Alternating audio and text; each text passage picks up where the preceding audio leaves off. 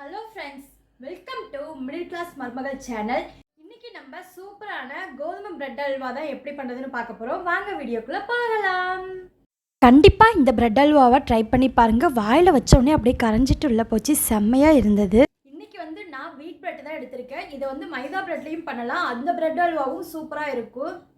அந்த பிரெட் பாக்கெட்டில் கிட்டத்தட்ட 15 பிரெட் இருந்தது. நான் 10 பிரெட் மட்டும் எடுத்திருக்கேன். 10 பிரெட் எடுத்தாவே தாராளமாக 4 பேத்துக்கு நல்லா தாராளமாக சர்வ் பண்ணலாம். ஒரு மிக்ஸி ஜாரில் சின்ன மிக்ஸி ஜார் எடுத்திருக்கேன். பிரெட்டை ஒரு 4 துண்டாக பிச்சு போட்டு ஒரு 3 பிரெட்டை மட்டும் போட்டு ஃபஸ்ட்டு நல்லா இது மாதிரி அரைச்சி எடுத்துக்கணும். விட்டு விட்டு அரைச்சோம் அப்படின்னா இது மாதிரி நல்லா உதிரி உதிரியாக கிடைக்கும். இதே மாதிரி நான் எல்லா பிரெட்டையும் அரைச்சி எடுத்துக்கிறேன்.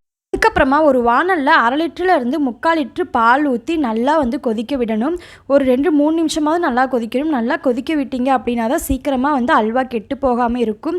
நல்லா கொதித்த பாலில் நம்ம அரைச்சி வச்ச இந்த ப்ரெட்டை கொஞ்சம் கொஞ்சமாக சேர்த்து மிக்ஸ் பண்ணி விடணும். கொஞ்சம் சேர்த்து மிக்ஸ் பண்ணி விடணும். அதே மாதிரியே பண்ணிக்கிட்டே இருக்கணும். கையெடுக்காமல் மிக்ஸ் பண்ணி விடணும்.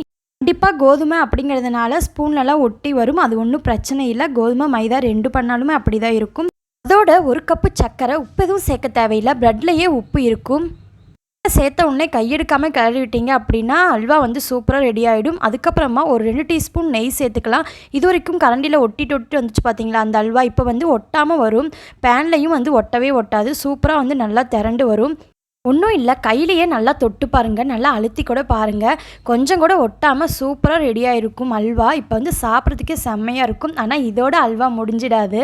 இன்னும் சொல்லாமல் மிஸ் பண்ணிவிட்டேன். ஃபுட் கலர் வேணும்னா சேர்த்துக்கலாம். நான் தம்பி பாப்பா கொடுக்கறதுனால ஃபுட் கலர் எதுவுமே சேர்க்கவே இல்லை. பாதாம் பிஸ்தா கூட நம்ம சேர்த்துக்கலாம். ஆனால் நான் இன்றைக்கி வீட்டில் 6-7 முந்திரியை மட்டும் லைட்டாக தட்டி எடுத்து 1 டீஸ்பூன் நெய்யோடு நல்லா பொன்னிறமாக வறுத்து நம்ம ரெடி பண்ணி வச்ச பிரெட் அல்வாவோடு சேர்த்துக்கிட்டேன். இப்போ கமகமான வாசனையோட சூப்பரான பிரெட் அல்வா ரெடி ஆகிடுச்சு. அப்படியே வாயில் வச்சோடனே அப்படி எப்படி கரைஞ்சிட்டு உள்ளே போடுதுன்னே தெரியல. நல்லா பிரியாணி சாப்பிட்டு இந்த பிரெட் அல்வாவை எடுத்து வாயில் வச்சா அப்படின்னா செம்ம அல்டிமேட்டாக இருக்கும். உங்களுக்கும் பிரெட் அல்வா ரொம்ப பிடிக்கும் அப்படின்னா கண்டிப்பாக இந்த வீடியோவை லைக் பண்ணுங்கள். நீங்கள் இந்த வீடியோ பார்க்குறீங்க அப்படின்னா டக்குன்னு செஞ்சு முடிச்சிடலாம். கண்டிப்பாக இந்த ரெசிபியை ட்ரை பண்ணி பாருங்கள். செம்மையாக இருந்தது. அதுவும் தம்பிக்கு ரொம்ப பிடிச்சி போச்சு. கிட்ஸுக்கெல்லாம் வீட்லேயே சூப்பராக ஸ்வீட் பண்ணி கொடுக்கலாம். வீடியோஸை பார்க்கணும்னு நினச்சினா சப்ஸ்கிரைப் பண்ணுங்கள். பாய்.